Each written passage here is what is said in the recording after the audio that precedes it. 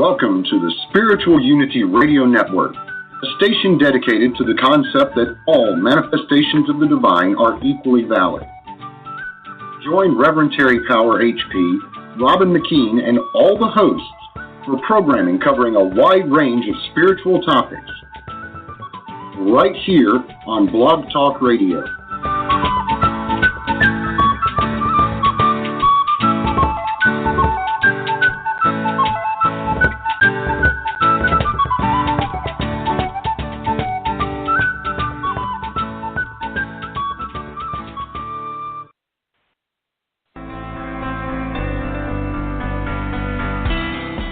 Welcome to an emerging forest, a safe place where we have the freedom to think about life without judgment.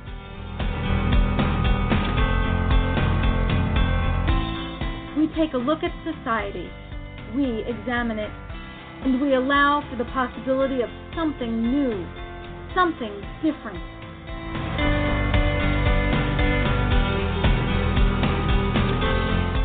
And now, here's your host, Alan Ritter.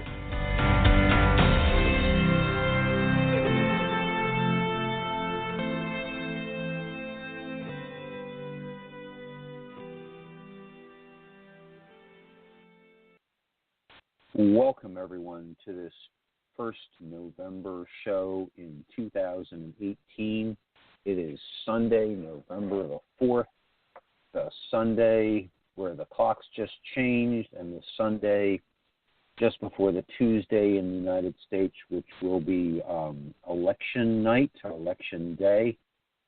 It is 9 p.m., and we're going to talk about, I'm going to introduce the show host for tonight. And hi, Jenny. How are you? Hi, Alan, and everybody listening. My name is Jenny Carrington, and I am going to be facilitating our show tonight.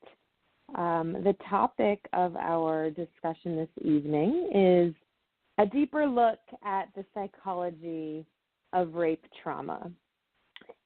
And it is a part of a larger series on the Me Too movement as we come up on the 1-year anniversary of a subject that's really been infiltrating this American psyche and the international psyche for a while, but is finally surfacing. And so I just wanted to say first, thank you, Alan, for having me on as a facilitator.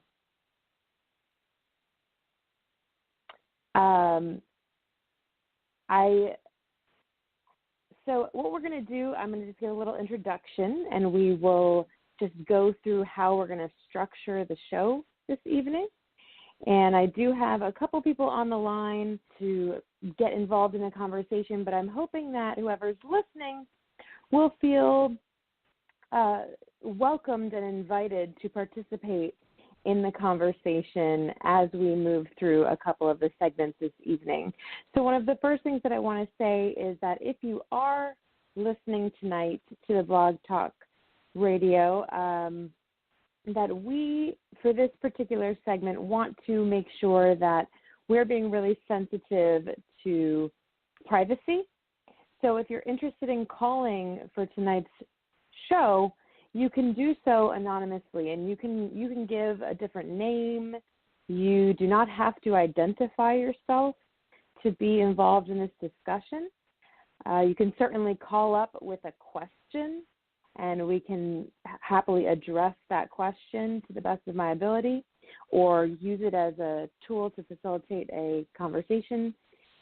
And if you don't feel comfortable jumping on the line to be a part of the conversation live, you are certainly welcome to contact me after the show, either through the Facebook event, or if you're friends with me on Facebook, you can private message me, or you can call Alan, contact Alan with any questions, and I would be happy to address those questions, comments, and concerns either on the next episode or through social media. Go ahead and say that.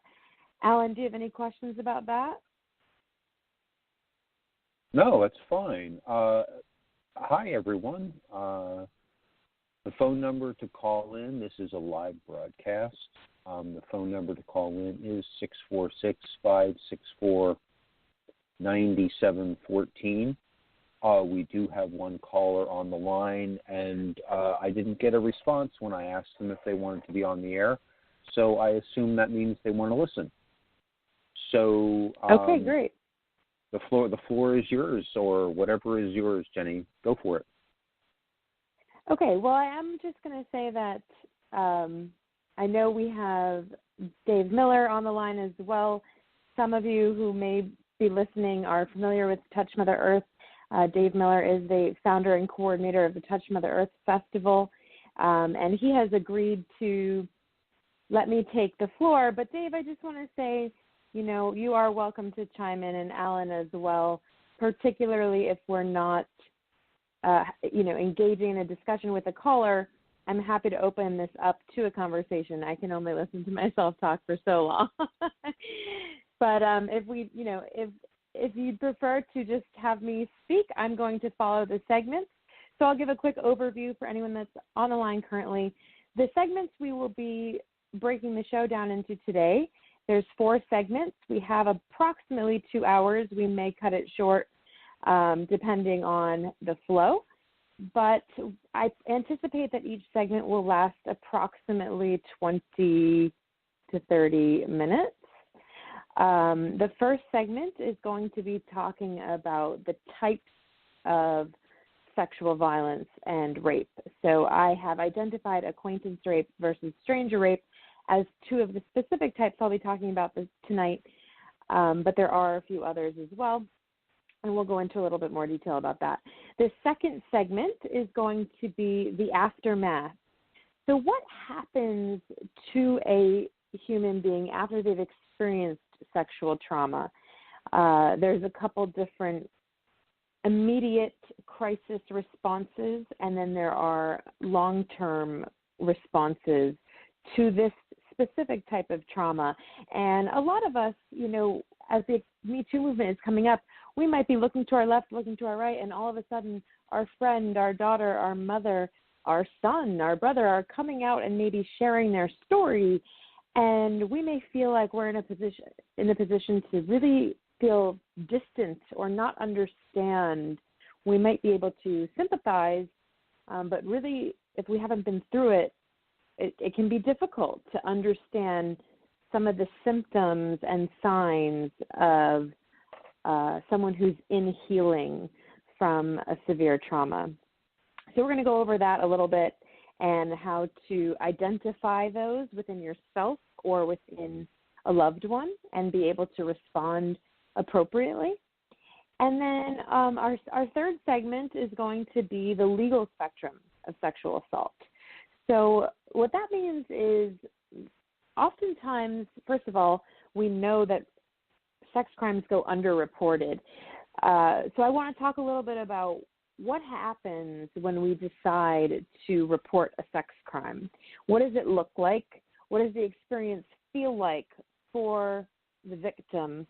What potential other avenues are out there besides the legal system to be able to obtain justice, both for the victim and, education and what are their appropriate responses for the perpetrator as well.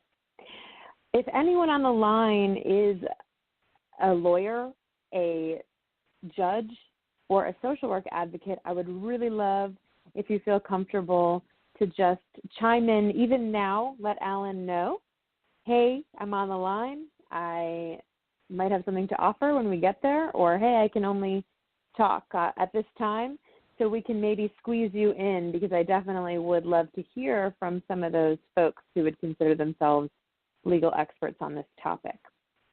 And then our final segment tonight is going to be about healthy peer intimacy, which is a term I actually coined when I was doing research about healthy development, not about rape.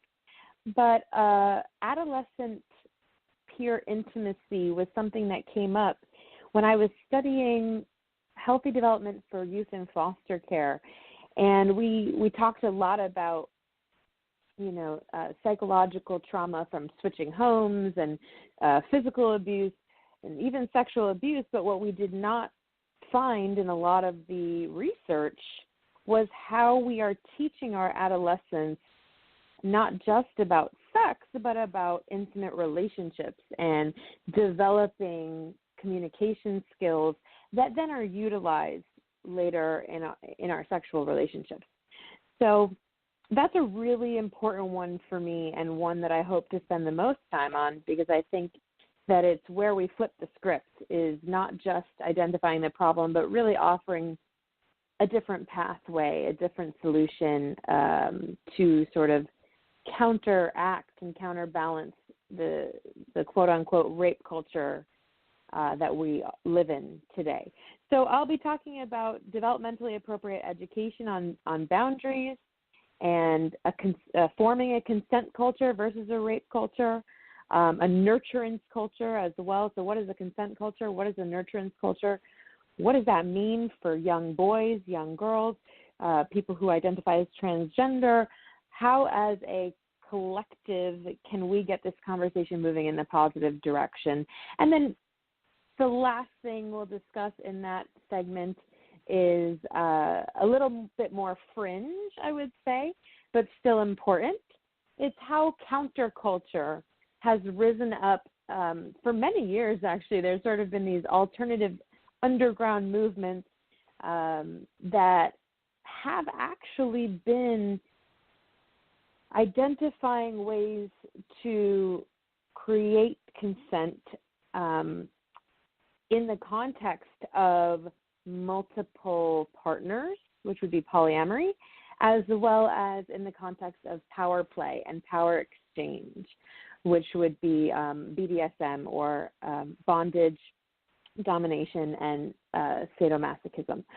So those are some fringe topic areas, could be triggers for you. So just heads up, this episode is trigger warning all over the place. So feel free at any time to chime in and say, hey, I'm not uncomfortable with the language you're using, or here I would prefer these terms, or, I'd love to chime in, but I don't know exactly how to say what I want to say. Can you help me?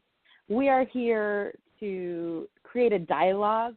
While I hope this to be educational and informative, this is meant to be a dialogue with our listeners and audience members as well. So I am not perfect. I have, just to give you a little bit of a background, I have a bachelor's degree in philosophy, politics, and law from Birmingham University. And I have a master's degree from Fordham University in human development and social intervention. So just to elaborate on that a little further, I did study quite intimately developmental psychology, sociology, public policy, and social work. And my focus was really how the brain develops over time, and then how we can use that knowledge to shift our culture and to create systems that are beneficial for the larger ecosystem. Any questions so far from either Alan or Dave or anyone on the line? No questions from me. Any questions from you, Dave? Okay. I would like to see where we are going with the teaching of our adolescents. I think that can help break the cycle that has been repeated. I was very fortunate that both my parents were pretty open about everything from sex to relationships, but we all know that not every parent knows how to talk to their children, and cycles do repeat. And I'm not sure it's just the parents that need to be responsible. I think that kids in school should be learning certain social skills about greeting and what is safe and proper touch and all. And I welcome the other callers.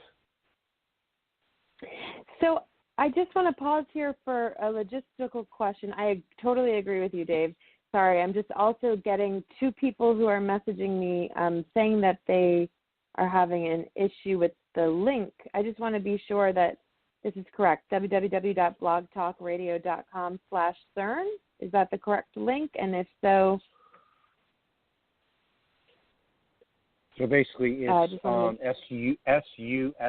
SURN, and then that will take you to the front page of Spiritual Unity Radio Network, and you click through the show to actually get to the show. And you click to what's on the air, and that will get you to the show.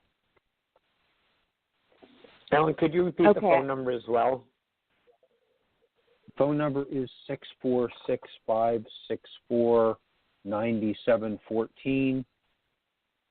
So if you go to the link, blogtalkradio.com, SURN, it says upcoming broadcasts and emerging forests next to a blue circle with a little play button in it. Click on an emerging forest, or click on that blue dot, and it will take you through to the show. As far as, that's the way I've always. I'm going to pause for one moment and just let these folks know how to do that, because they do seem interested in joining the conversation. So I want to make sure that they understand how to get on. You said, or they can call in, correct?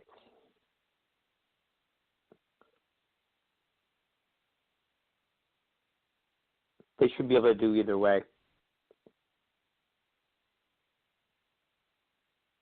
Okay. If they go to the radio link, it will. I'm going to do it manually while you're doing it. See, if I click on your.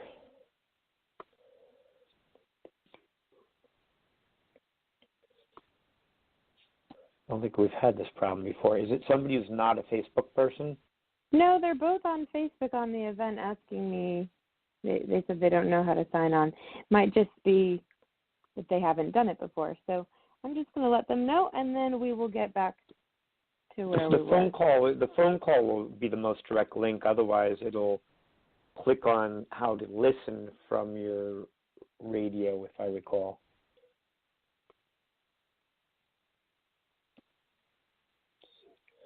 And click on an emergent. Okay, wonderful. So I just at least gave them the information.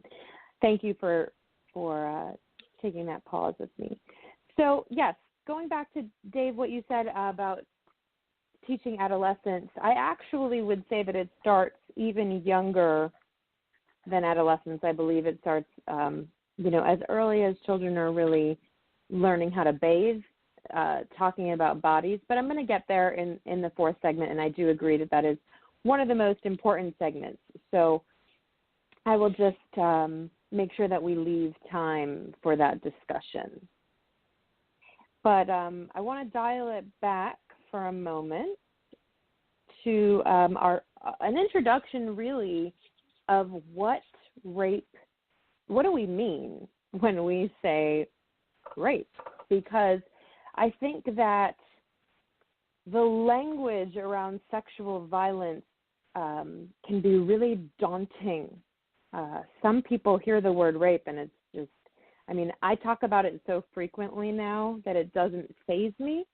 But I'm wondering, and you guys, I would love you guys to actually, if you'd like to offer, when I say rape, what would you say the definition for you? Without looking it up, without reading, how would you define rape? I personally would think it's one forcing themselves sexually on another person without their permission. Okay. Alan, what would you say? Yeah, I agree with that. Okay. So I want everyone to really soak this in for a minute, because as I was doing some research prepping for the show, I already knew that state definitions in the United States, state definitions of rape vary from state to state. However, what I didn't know was that actually the FBI also has a definition of rape. And up until 2012, the definition from the FBI actually only included rape from a man to a woman. It did not include penetration by object. It did not include anal penetration. So we are really, really looking at something that was seen in a light that is considered, an organization that is a nationally acclaimed organization looking at the definition of rape only 5 years ago as being a gendered crime. Okay, so it was only male to female. It wasn't male to male, female to female at all? Or female to male? By the definition of the FBI. Wow. So that doesn't necessarily mean that in certain states those crimes weren't prosecuted at all. But when we're looking at the different institutions that contribute to the narrative we have around this culture, I think it's important to understand that so I have the quote here, until 2012, the Federal Bureau of Investigation considered rape a crime solely committed by men against women. In 2012, they changed their definition from the carnal knowledge of a female forcibly against her will to the penetration, no matter how slight, of the vagina, anus, or any part of the body including an object, or oral penetration by a sex organ of another person without the consent of the victim. So that is a huge shift already, just from, again, a gendered perspective to an inclusive understanding that rape signifies penetration without consent. Penetration without consent.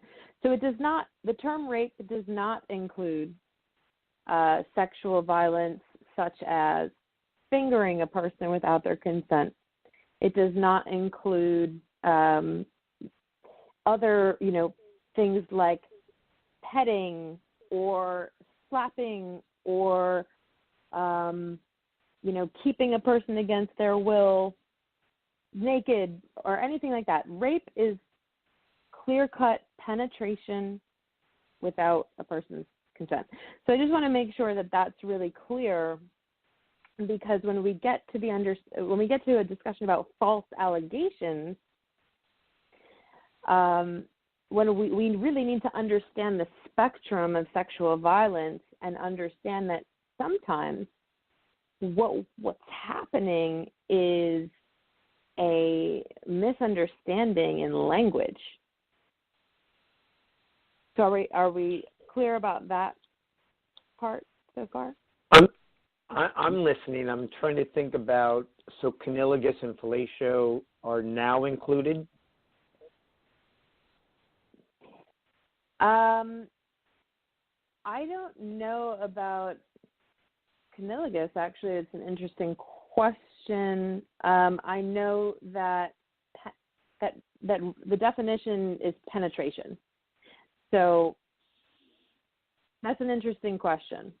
So forcing somebody to have sex against their will that isn't necessarily intercourse with an object may not be included. Correct. In the definition of Jenny, rape. Yeah, I just wanted to interject for a moment.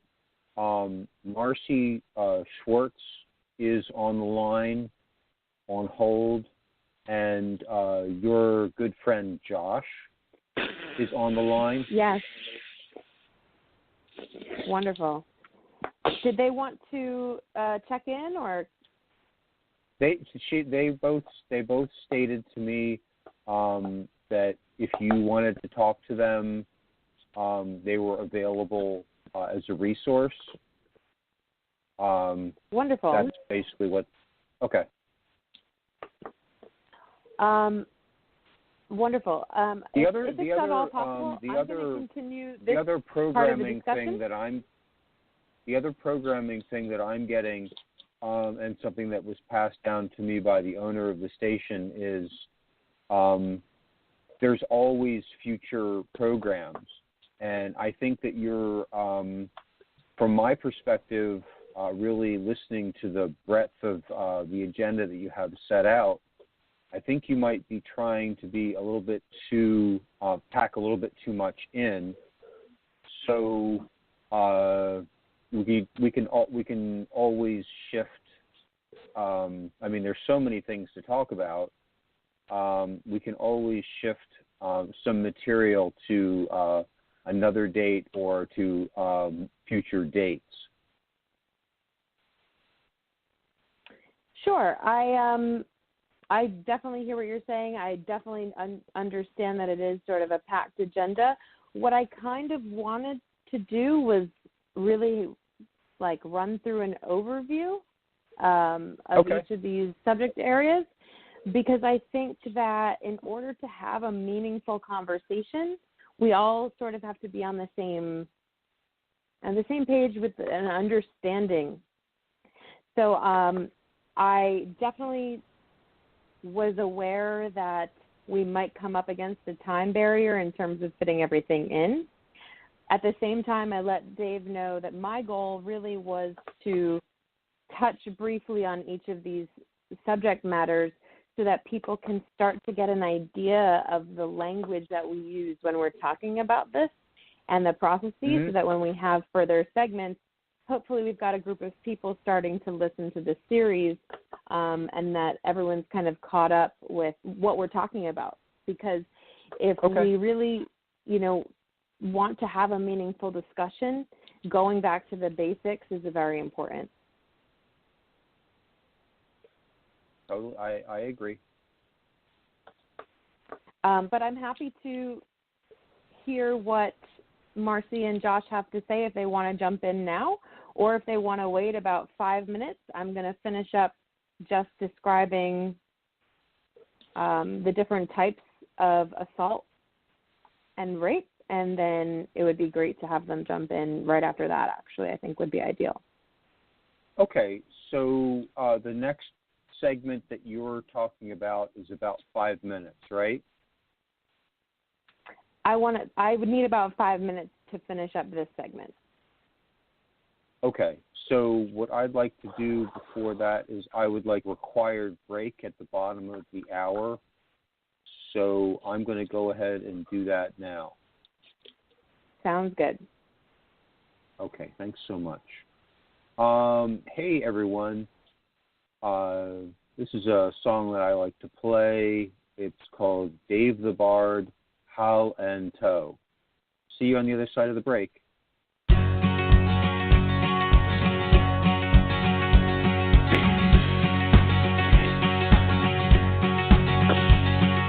Take no scorn to wear the horn. It was the crest when you were born. Your father's father wore it, and your father wore it too. Howl and toe, Johnny Rumble, we were up long before the day to welcome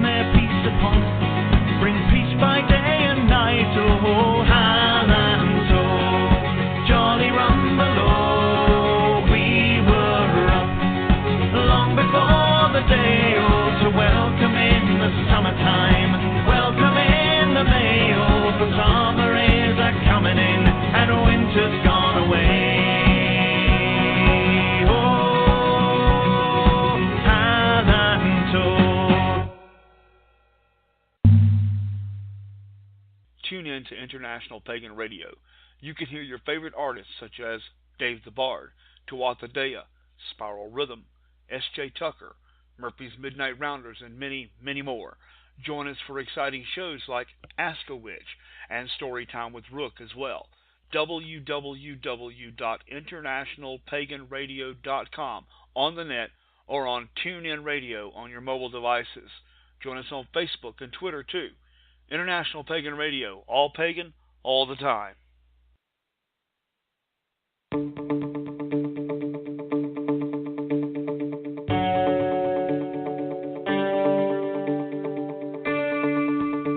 Welcome back to An Emerging Forest on the Spiritual Unity Radio Network.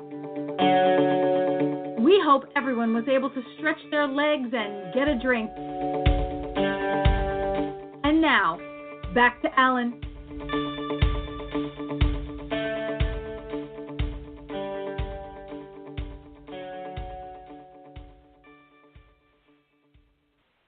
Yeah, I don't have a quick introduction that says back to Jenny.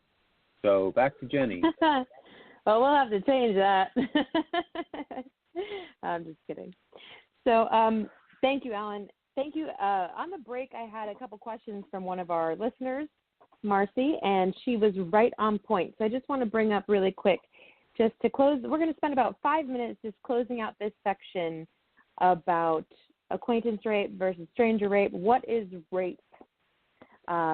And the reason that's really important, guys, if you're listening, is because when we are talking about the Me Too movement, Me Too, it's evolved into so many a spectrum of violations. And that spectrum of violations is really important to understand. So what I had mentioned before the break was that the FBI, which is a national organization, just recently in 2012, less than 5 years ago, changed the definition of rape from just being against a man to a woman to including all genders as victim or perpetrator, as well as including objects. But the defining feature of rape is penetration without consent. So to speak to Marcy's point, the various types of rape, real quick, include date rape, stranger rape, acquaintance rape, gang rape, marital rape, incestual rape, child sexual abuse or molestation, prison rape, war rape, and statutory rape. So there are a lot, and that's, again, all rape. That word rape is penetration without consent. In terms of what constitutes consent, that could be an entire discussion in and of itself, but really quickly, because we did have that question I want to address, it's easiest to really talk about what does not constitute consent. So anything where there is a weapon or physical force present is not consent. Any instance where there is an intellectual disability or a mental disability that would inhibit consent can be considered not consent. If there is an unconscious or incapacitated person because of drugs or alcohol, that would not be considered consent. What we are really trying to build here, and the final one is the age of consent, so statutory rape, if they're under the age of consent, which is sometimes 18 or depending statewide can differ. But what we're really looking for to build is a consent culture. And in order to do that, I think it is first very important to understand the difference between rape and sexual assault. Rape is penetration without consent. Anything less than penetration falls under the category of sexual assault or sexual violence. So I just want to make that really clear, because when we do get to the segment about legal definitions, that really comes into play. In terms of stats, the statistics which I wanted to give about acquaintance rape and stranger rape, it is very, very hard, as we know, to get data on these crimes because many go underreported.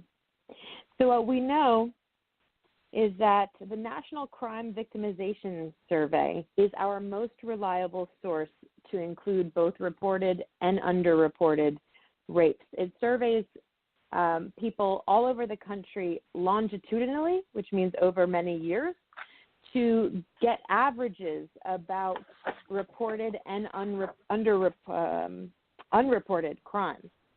So some of the numbers that we see in terms of rape and sexual violence are about anywhere from 1 in 3 to 1 in 6 women, and anywhere from 1 in 6 to 1 in 33 men, depending on what source you are looking at. But what I really want to say about these statistics, and I was really sort of ruminating on this for a while as I was prepping for the show, is that regardless of the exact statistic, whether it be 1 in 3, 1 in 4, 1 in 6, 1 in 12, what we know is that it is one too many. It's one too many. There is just too much violence, too much sexual violence that is a multi-generational cycle that needs to be broken. So I don't want you guys to get hung up on the stats when you're reading from different sources, because ultimately, if we want to change the conversation, in my opinion, a focus on the exact precision of the data is less important than understanding the psychology behind what's happening, which is what I really want to focus on for the rest of the episode. But before I get on to the next segment, this would be the chance where I would love to have anyone come on the line and ask any questions so far.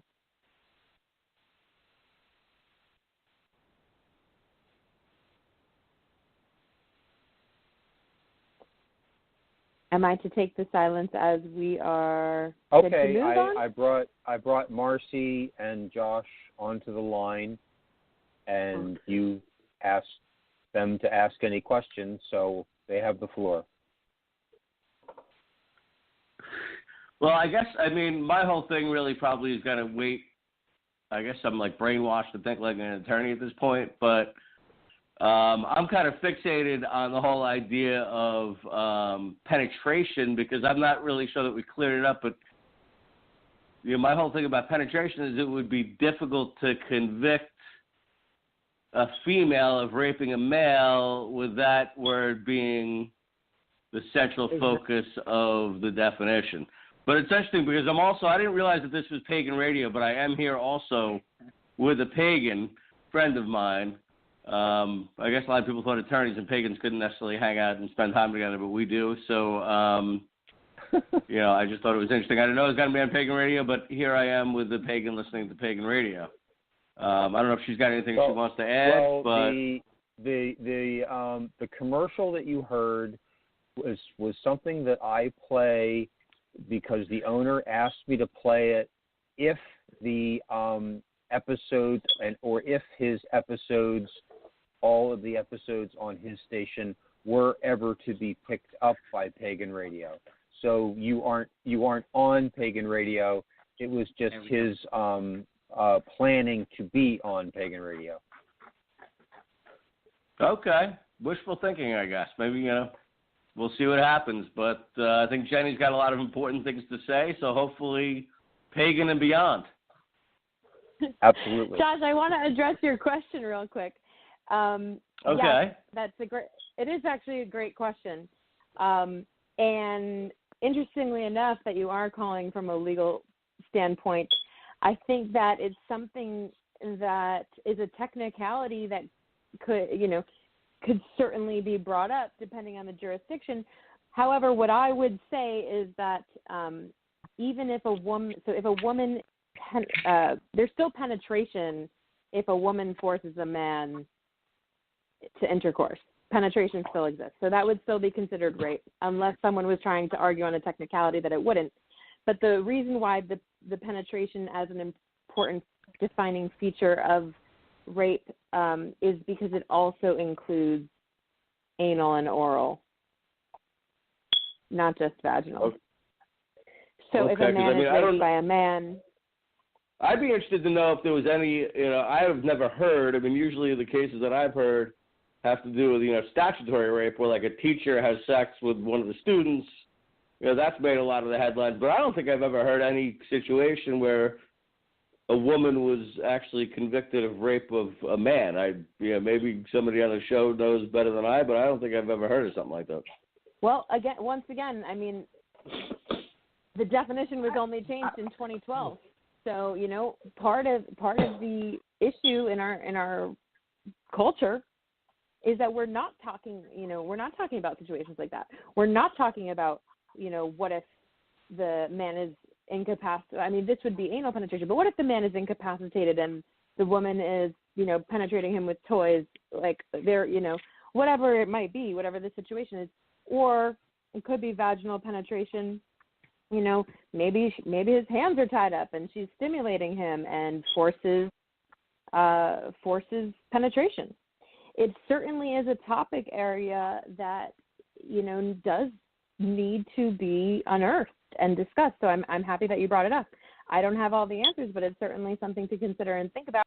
And if you want to do any homework on it and get back to me, I'm happy to take any research you find. So I'm going to close that question there, though. Did we have any other questions about rape versus sexual assault? Okay, great. Because the last thing, the defining feature that we like to think about when we think about sexual violence is consent, right? So consent is the defining feature of sexual violence. Penetration is the defining feature between rape and assault. Okay, so moving on to the next segment, we are going to be talking about the aftermath, rape trauma syndrome. So it's a little bit of a jump, to be honest, from sort of a more kind of formal, written, here's what it is, black and white, to start thinking about when someone says, I am a victim or I am a survivor of rape means. That's heavy. That's really heavy. So I want everyone to just take a deep breath for a minute and sit with that. When someone says, I am a victim or I am a survivor of sexual assault or rape or domestic violence or sexual violence, what are the immediate three words that come to your head? I'd love someone to chime in there. What do you like? What is your gut reaction? What's your guttural response?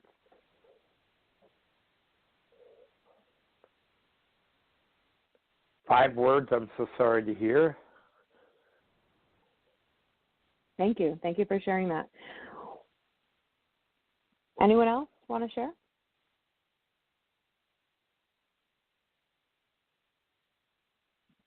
I don't know. How did it make you stronger? How do you see differently now than you did before? Great. Those are. I mean, survivor. One can either become completely pessimistic, or it can change your perspective. I'm not sure how it would change everyone's perspective. So let me start with another question. When someone tells you that they've been a victim of sexual violence, do you stop seeing them as a sexual being? Do you see them as any less of a sexual being? I never thought of that.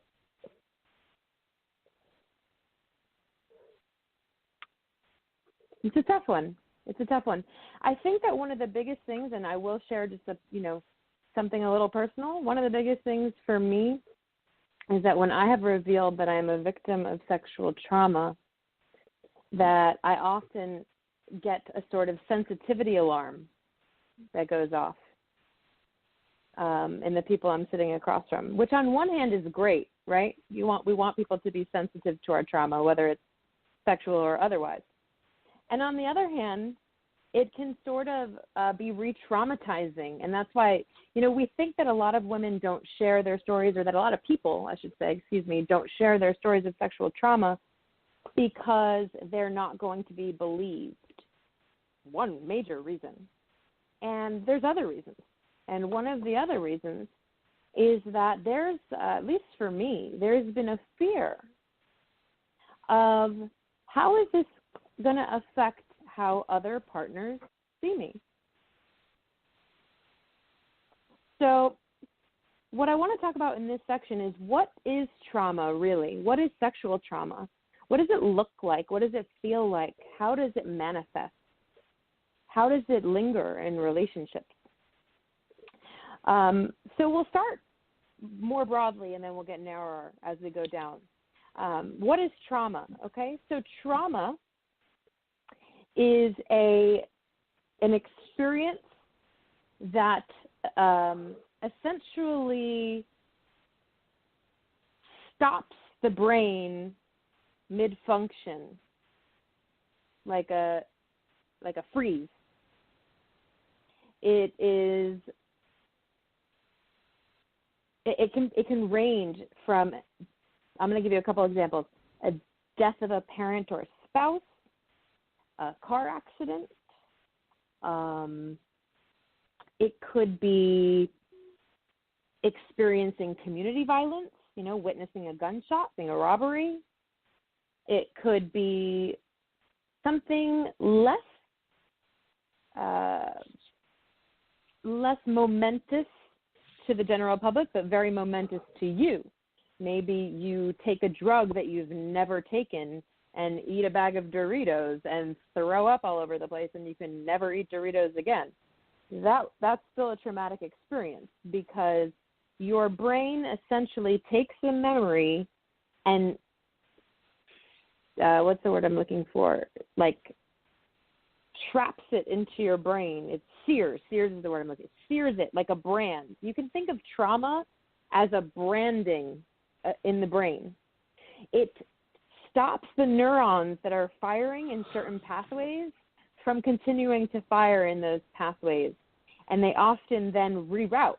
So what the brain is actually doing after an experience of trauma is that it is rewiring itself, and it is rerouting your neural pathways to be able to still survive, right? So if you're out hiking, you can think of it like you're out hiking and it starts to rain and your socks get wet. Well, what do? You take off your socks and you continue to maybe you cut off the part of your hood and put it in your shoes, or you hike without socks. Different people respond to different trauma in different ways, but ultimately trauma is a disruption. It is a disruption in brain functioning that results in the neural pathways needing to reformulate themselves in order for you to survive. Are we all following? I hope so. So that makes sense. Falling trauma, off a bicycle, or falling off a bicycle or horse and never wanting to repeat it. Exactly. So sexual trauma, I want to say is it's considered equivalent to, it's considered a first-degree trauma.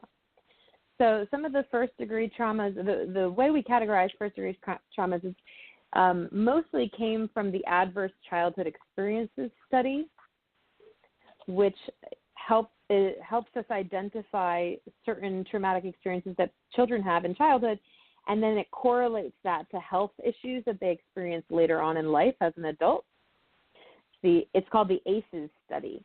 And between that study and a couple other major studies, they've started to identify first-degree trauma versus, second-degree trauma, third-degree trauma.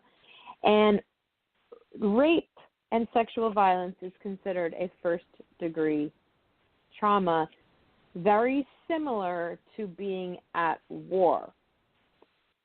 So it is actually a psychological war on the body. When there is penetration without consent, it's essentially the same to the brain as if you had been shipped off to Iraq and witnessed your best friend exploding. Like, pardon my language, I know I'm being cold as I'm saying these things. I have to be in order to be able to talk about them effectively. It is that severe. The severity of sexual trauma, I think we often neglect. It's not really the same as falling off the bike. It's the same in the expression of the neural pathways and how they must change. The process is the same in how the body responds to trauma. But sexual violence is a very severe trauma. So I think it's important for everyone to understand that. And what happens, so going back to our definitions of acquaintance rape, date rape, gang rape, stranger rape, statutory rape, etc., no two of these types of sexual traumas really have the same aftermath, the same crisis evolution. They all result in post-traumatic stress disorder, generally speaking, but the manifestation of that post-traumatic stress can look very, very different. One, for example, just to give a couple quick examples, because again, I just want to touch on these things and then move on to the next segment. Acquaintance rape, when you are violated by somebody that you trust and care about, be it a friend or an uncle or, someone you're on a date with, can really have severe impact on your ability to form and sustain healthy relationships. Because the trauma in that scenario, although it is a sex trauma, is actually more related to the betrayal of trust with that individual. So the aftermath of the psychological aftermath is more so going to be seen in the way that person isolates themselves from their family and friends, isolates themselves from potential future partners, might detach from their own body. They might detach from themselves sexually. So they might actually be promiscuous and engage in sexual activity without ever connecting on a deep level emotionally to those people, because again, their trauma is about that trust that was betrayed. Whereas a person who, more like Elizabeth Smart, a young woman who was kidnapped and, violated sexually by a stranger consistently over many years, she's, those folks who experience trauma by a stranger are going to have a deeper fear of, being touched at all. If there was any violence involved, right, they're going to be very sensitive to maybe getting yelled at, loud noises, specific triggers from the place that they stayed at, certain, Elizabeth Smart maybe wasn't a great example because that's a very, very severe trauma. But a stranger rape that involves force and violence and a weapon, like they're held at gunpoint or they're held at knife point, is going to result in a lot more physiological manifestations of the trauma as opposed to psychological manifestations. Those that fear of violence. So what they do have in common, what the sort of acquaintance violence and stranger violence have in common, is that there's a period that looks very similar to grief. So if we were mapping out the psychological and physiological effects of the trauma on the individual, it would look very similar to the grief spectrum.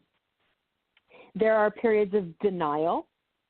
There are periods of shame, of wishing you could go back, of replaying the memory, wishing you could go back and say something else, behave a different way, walk down a different street, have a different drink that night, go to a different club, befriend someone different, not take off your clothes and get in the shower while your roommate was watching, whatever the case may be.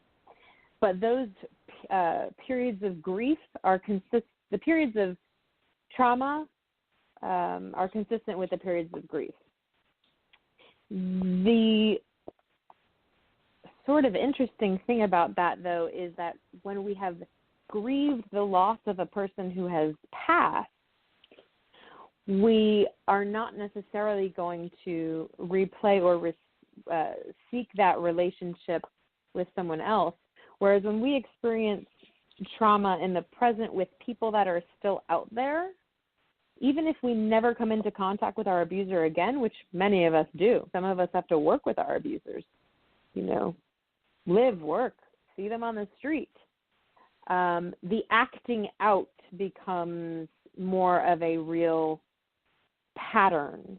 So the period of, grief really is sort of more like an asymptotic curve, like a curve. You go from one, you hit a low point, and then you come back up and you eventually reintegrate. Whereas post-traumatic stress looks more like a zigzag on the bar graph. It's like you're up, you're down, you're up, you're down, you're up, you're down, until you can really reintegrate your story and stabilize again. You really can be prone to any stage of grief at any time from any trigger. So if you can imagine how deeply you've been affected by the loss of a loved one, and then multiply that by, infinity or X, we're really talking about potentially very severe traumatic psychological and physiological effects on rape victims. So I'm going to close up that segment there and, maybe not close it up, but open it up to questions before I close it up.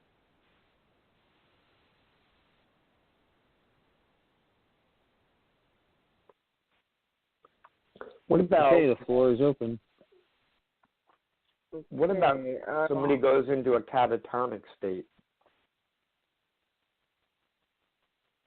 Sorry, was that a question? I just heard catatonic state. Well, what about a catatonic state? Like somebody just down. They no longer participate in society. They can't work. They can't. And it's kind of a flat affect on the lowest scale possible.